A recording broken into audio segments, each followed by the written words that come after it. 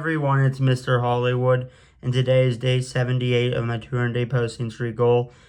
And today, I'm going to talk about the three biggest MVP and Cy Young winners who actually were not all-stars during their respective campaign. So before I give you what I think the best MVP and Cy Young winners were for people who didn't make the all-star team, feel free to share what you think the best MVP and Cy Young seasons are from non-all-stars down below in the comments.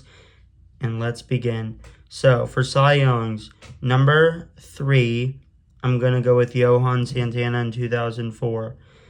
I mean, his first half wasn't actually great. I mean, it was a 3.78 ERA, so that isn't great. However, his second half was amazing. He went 13-0 second half with a 1.21 ERA and ended his season with a 2.61 ERA and 265 strikeouts, which led the league. Plus, he had over a 1.80 ERA plus in the steroid era. So, yeah, 2004 Johan will be number 3. Number 2, I'm going to go with 2023 Blake Snell, who actually had a pretty good first half, had a sub-3 ERA, so I do think that was a pretty big snub. But then had a 1.20 ERA during the second half and ended his season with a 2.25 ERA and 234 strikeouts. So, yeah, Blake Snell in 2023 was pretty phenomenal. And I would say deserved all-star first half, but his second half was really what, helped him get the Cy Young. But number 1, easily Jake Arrieta, 2015, who I don't know how he didn't make it because he had a 2.66 ERA and 123 strikeouts during the first half, which is really good. But his second half, 12-1. But his second half, 12-1 with a 0.75 ERA. That was legendary. And he ended his season with a 1.77 ERA. So, yeah, Jake Arrieta, first off, got snubbed pretty big during the first half. But his second half was so amazing, and I think it is the best Cy Young campaign by someone who didn't make the All-Star team. And it's just one of the best, pitching seasons in the last 25 years. Now, for MVPs. Number 3, I'm going to go with Robin Yount in 1989. His first half was pretty good. I think you could argue it was All-Star worthy. He was batting .299. He had almost 100 hits already. And, only hit 8 home runs. But it's like, I kind of feel like he probably still deserved it. Especially given that people weren't even hitting that many home runs. And it was more contact-oriented in the 80s. However, his second half was great. He had almost 100 hits again and batted .339 second half, and ended his year with a .318 average and an .895 OPS.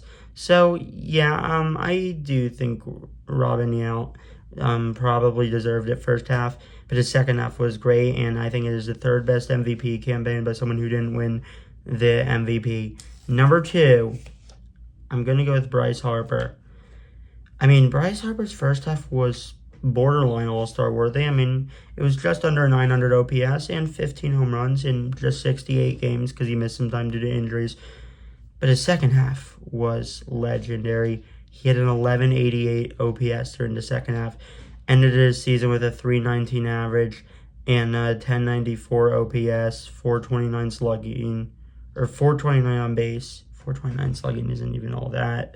615 slugging and 35 home runs. So yeah, I think Bryce Harper definitely borderline deserved it during the first half, but his second half was great, and I think it's the second best campaign by an MVP winner who didn't make the All-Star team. But number 1, easily, which I don't really know how they didn't make it, Chipper Jones in 1999, who, by the way, had over 1,000 OPS and 21 home runs during the first half. Even though it was a steroid era, that's still pretty amazing on its own. But his second half was so legendary. 1157 OPS during the second half.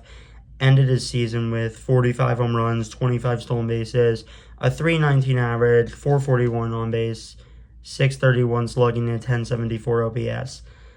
And yeah, Chipper Jones in 1999, I mean, he was pretty incredible.